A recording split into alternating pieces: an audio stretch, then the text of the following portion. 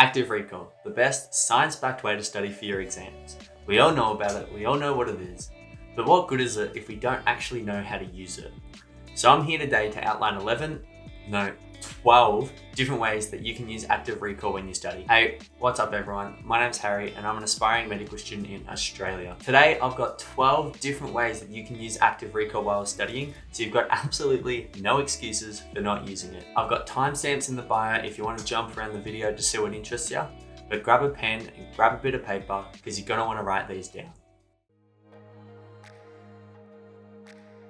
Flashcards are our go-to for active recall. They're amazing at what they do because they're so simple, yet they test us in such a strong way that it forces us to retrieve the information from our brains rather than just rereading over the information. Which I suppose, when you think about it, is pretty much all active recall is, huh? They're super easy to make too. You can either write out a bunch of them on some really nice card paper, or perhaps you can make them on a program called Anki. Now, I personally prefer to use Anki because I find it much easier than having to carry around hundreds of flashcards with me wherever I go. Plus, I never have to worry about losing them because they're all just online on the cloud.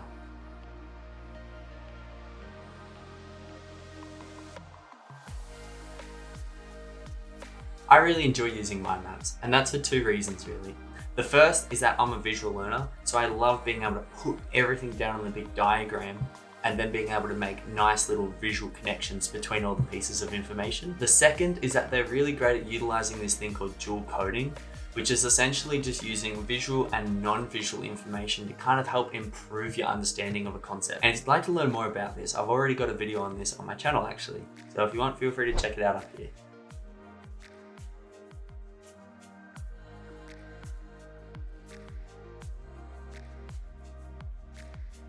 If you've ever gone to school or university before, then you know exactly what I'm talking about here. Practice exams are fantastic, and they're fantastic because not only do they require literally zero effort on your behalf to set up, because they're already accessible online through your student resources, but they're also the most accurate representation of what you're actually going to come across when you sit your real exam. There was this study that showed students who used practice testing as a way to study not only did better on their exams, but also had long-term retention of the knowledge. The study talked about how we retrieve specific information in our brain based on specific cues that prompt us to. So not only are these practice exams better for our long-term retention of the knowledge, but they also provide us with similar cues that are more likely to come up on the real exam. How helpful is that?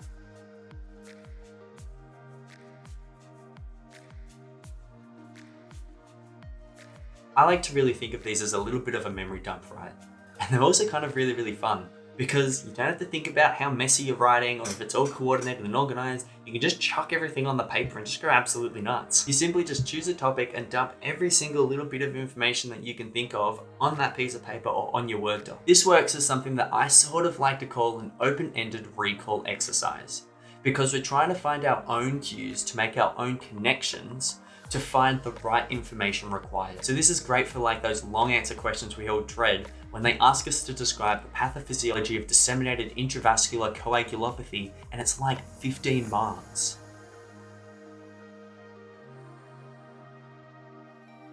Look, this is basically the same as the other thing just before. The difference being is that we want to say everything out loud. I find this to be a lot more useful, and I'm really not sure why. For me, I find that it kind of makes a stronger connection with the information I'm trying to receive. Like I find whenever I'm writing out information, I can sometimes just kind of click into autopilot and I completely just stop concentrating on whatever I'm actually trying to study. Whereas when I'm speaking, I find I need to actually concentrate a little bit more on what I'm doing, because if I stop concentrating, then I'm just going to lose my train of thought and I'm just going to be sitting there twiddling my thumbs going, I have no idea what I was just talking about.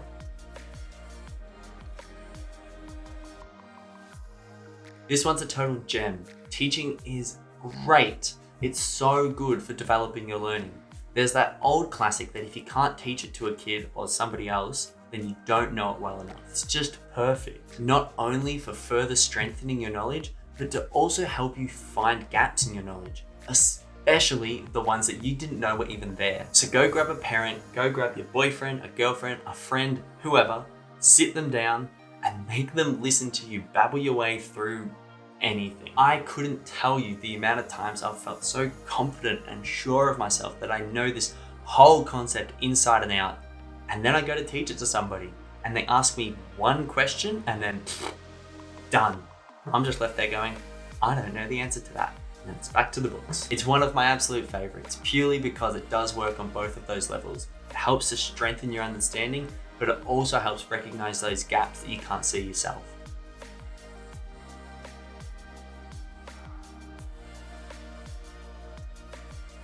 What we want to be doing here is that we want to be reading, but with a purpose, which means that we actively want to be engaged in the content that we're reading. So the next time you have to go through your textbook, instead of reading a whole chapter and then just highlighting the parts that you think are important, try reading it a paragraph at a time. And after each paragraph, write down one or two of the most important or key points out of each of them, but do it without looking through the paragraph, so all from memory. This will help you to consolidate the information and retain it for longer. I mean, sure, it'll probably take you forever, but if you've got the time, definitely give it a shot. It's really, really helpful as well if you need to kind of summarize or go through a study or a research paper. I have this in here because I find that it incorporates many different ways that we can utilize active recall. Think back on any presentation you've done in school that required a little bit of research, and I could say with a bit of confidence that you, for whatever reason, can remember not only the presentation, but the information in it pretty vividly. Like, I remember a presentation I had to do in second year on sickle cell anemia, and I still remember the pathophysiology and how it exposes patients to a higher risk of DIC, and I've never actually studied that in class at all. Have you guys ever experienced this? Actually, that's a really good idea. Leave a comment down below if you know exactly what I'm talking about, or you think I'm totally nuts. Either way, chuck a comment down below and let me know. Creating a presentation utilizes things like reading to remember, because we're scanning bits of information that we want and then immediately summarizing them into our own words to put in the presentation. We're using Recital because we need to be constantly going over all of these bits of information so that we can present it to people on the day. And lastly, we're teaching people and we're utilizing that aspect of speaking out loud and perhaps even responding to questions from class. So we're utilizing all these different aspects to commit this one topic to our memory. I mean, it is a little extra, but if you've got the time and you've got the commitment, making something like this would be a great way to understand a new topic. This is something that I term the poor man's flashcard, and there's two ways that you can go about this method. The first is something that I've used a lot over my whole university career, I suppose, would you call it a career? Or my university life or something?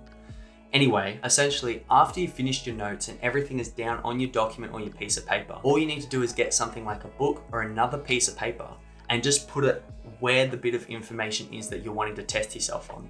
That way, all you've got is the title and then where the definition is or where that bit of information is that you're trying to study for underneath the book or the piece of paper you put on top. And then it's just a matter of reading the title, trying to retrieve it from your memory, and then pulling it away to have a look and see if you were correct. It's pretty straightforward and it's pretty easy, but it's kind of reliant on how you actually lay out your notes. Like if you draw arrows and things are a bit all over the place, it might be a little bit harder to implement this, which is where the second method comes in handy. The second method is just to use toggle questions. And I've spoken about toggle questions a lot on this channel, and they're pretty straightforward to set up. All you need to do is to hop onto something like Notion and then just write out the question or write out the thing that you want to answer, add a toggle to it, and then put the correct answer underneath. You close the toggle, try and recall it, and then press it again to see if you were right. Pretty simple.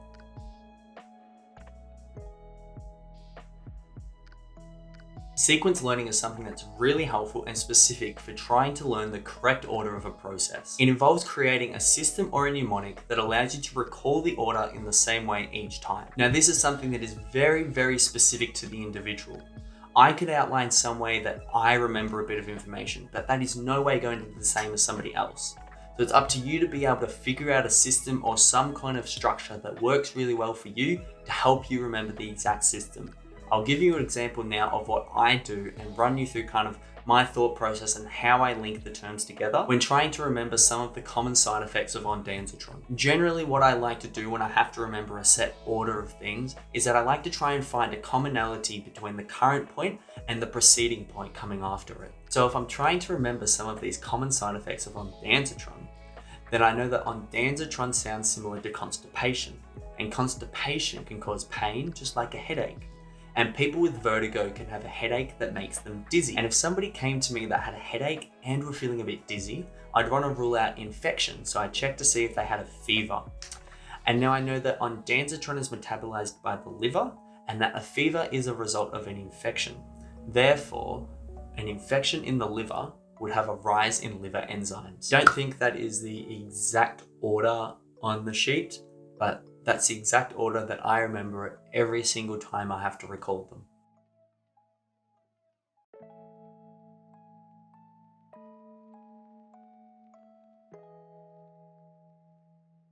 These are good ways to get yourself to remember anatomy or sections of a limb or an organ. You can draw a picture with arrows to certain areas and then not write the answers in to try and see if you can recall the info. Or write the answers in and then cover them just like we spoke about before. This is something that Anki actually does really well, because you can make these little occlusion boxes and put them over the top of the answer, and then all you have to do is just press a button and it reveals it. It's a pretty good way to keep yourself interested and recall info if you are a visual learner as well.